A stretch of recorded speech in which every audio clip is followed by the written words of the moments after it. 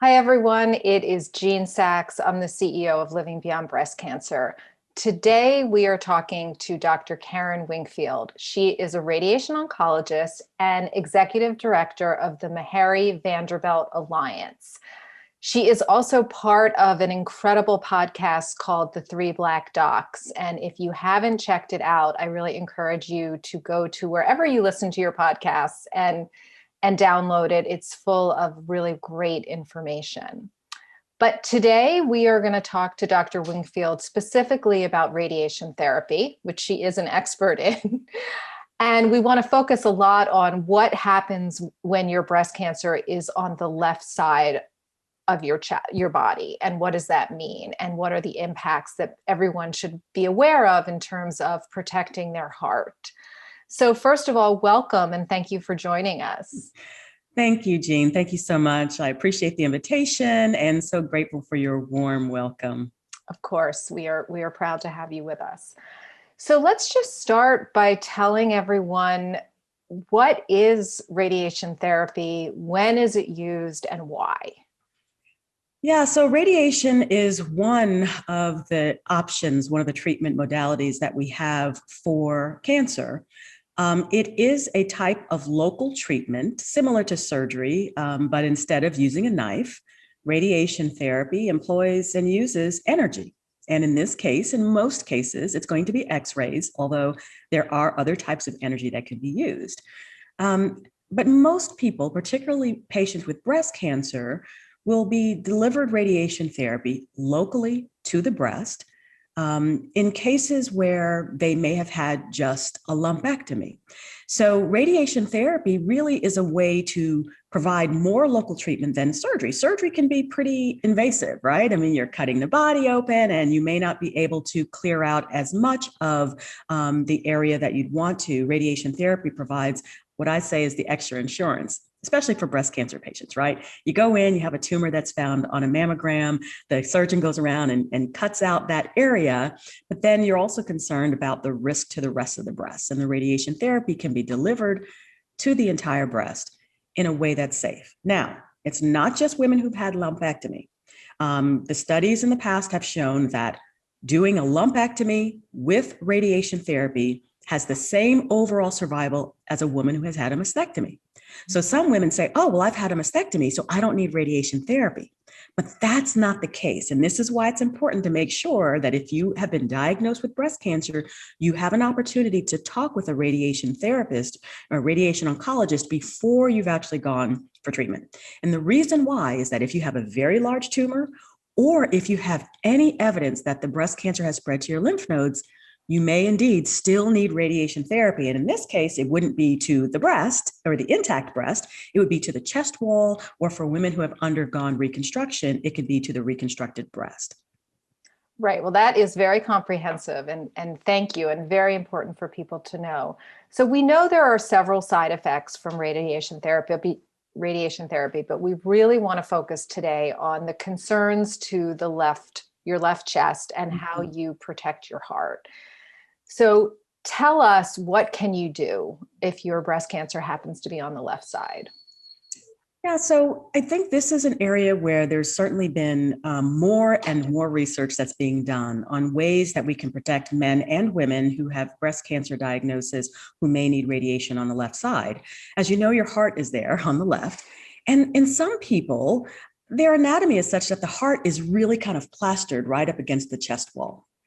And you mentioned the side effects of radiation. Certainly there are the acute side effects, which include some fatigue and skin irritation.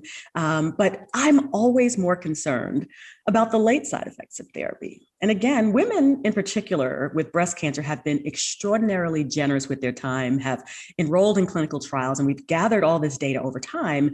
And there was a study that was done that is generally referred to as the Oxford Overview that had some data collected from over 40,000 women.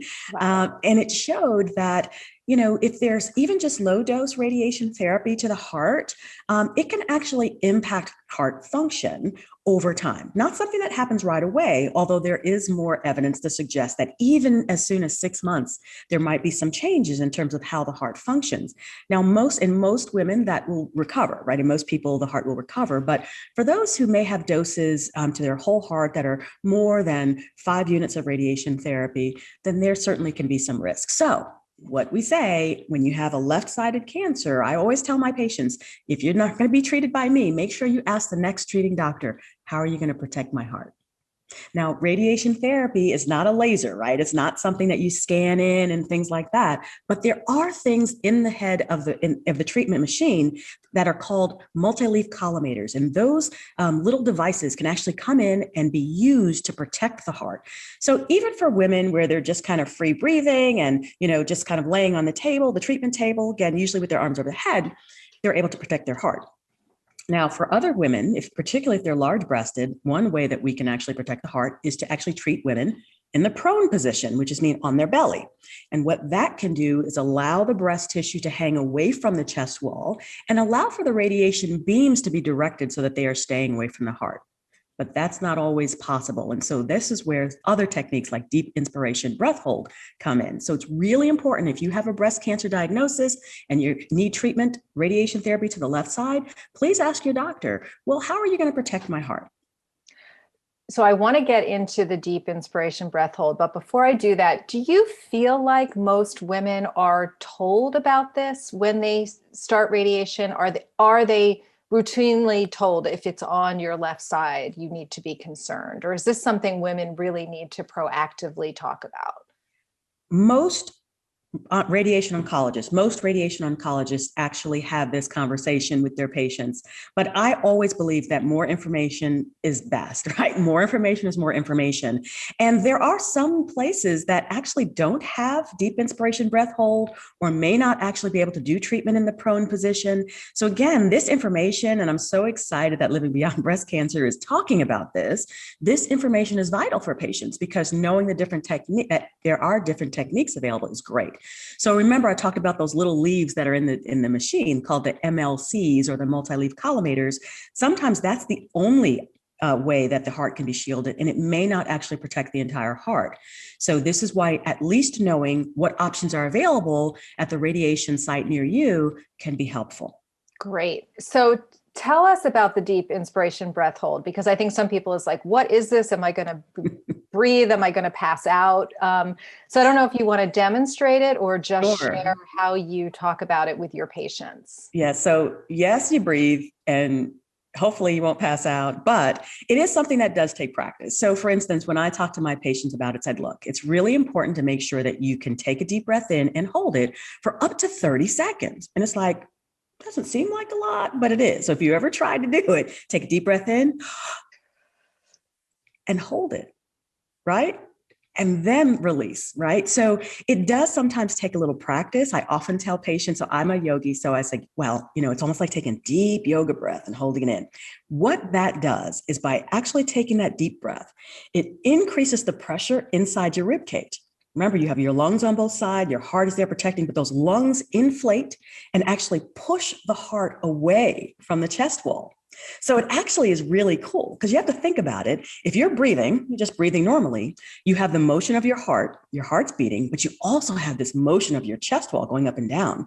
And that could actually, believe it or not, put the heart closer into the beam. So by taking that deep inspiratory breath and holding it, you're holding your chest wall stable. There's no movement and it pulls the heart back from the chest wall. So it's a great technique. Right. So what I've heard from patients is, it feels like a lot of responsibility for them to protect their heart. And also some people have said, really, this is the best you can do is just tell me to take a deep breath. So I know there are also technologies called surface guided radiation technologies that can help a patient. They're not available everywhere, but it might be something that's available at a center, the image where you're going or somewhere nearby. So tell us about that.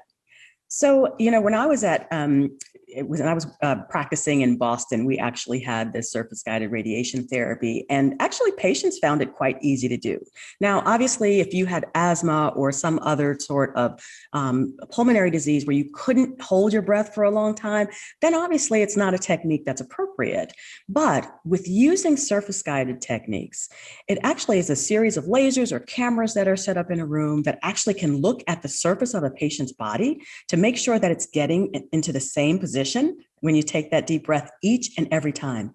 And what that does is it allows for the radiation oncologist, the treating physician, to be certain that the plan that they've created to spare dose of the heart is exactly what is being delivered. So while it is some responsibility on the patient's part, it actually is a way to make sure that things are reproducible.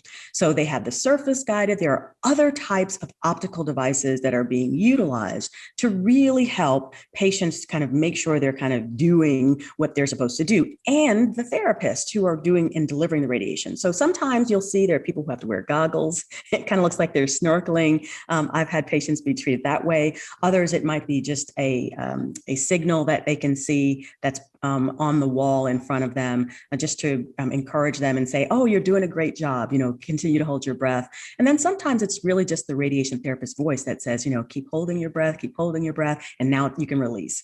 And it gets easier with time. And I must say that most patients actually do quite well with it. Right. And it's really important for people to know. So before we end, is there anything else you want to share about either preparing for your first radiation visit, or just anything as someone who's so knowledgeable in this area, that you think patients should know to really advocate for themselves? Well, Jean, I must say, one of the first things is please make sure you get a chance to see a radiation oncologist.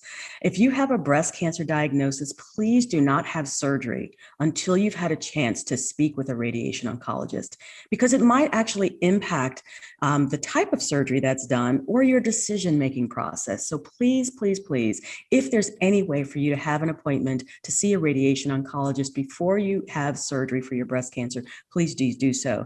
And I know there's a lot of fear associated with radiation therapy. Our techniques and technologies have changed, similar to the SGRT that we're talking about today. And we're doing everything we can to not only reduce the late side effects of radiation, such as the heart effects, but even the acute side effects of treatment that include the skin changes and things like that. So it's really changed. We've revolutionized the way we do radiation therapy. And again, a lot of that is due to the generosity of women who have decided, hey, I want to enroll in a cancer clinical trial because not only do I want to do what's right for me, but I also want to make things better for people in the future. So thank you. So I just want to do one follow-up. So if you are meeting with your surgeon and you haven't been referred to a radiation oncologist, they usually work in teams, right? So they would have, in most centers, they would easily be able to refer you to someone. Is that correct? Correct. And again, it depends on the type of center. And so sometimes there are freestanding surgical centers, but if they are treating breast cancer, they will know who the radiation oncologist is. They've worked with a radiation oncologist, and it could be a simple matter of saying, hey, am I going to get a chance to meet with a radiation oncologist before I have to decide what surgery I'm going to take? That's great. Really, really helpful information. Next time we bring you back, I really want to talk about radiation scars and burning, because we hear a lot about that. So we'll bring you back to discuss that. But thank you so much, Dr. Winkfield, for your time today and all you are doing every day to help the breast cancer community. We really appreciate it. Thank you. Thank you, Jean. Thank you.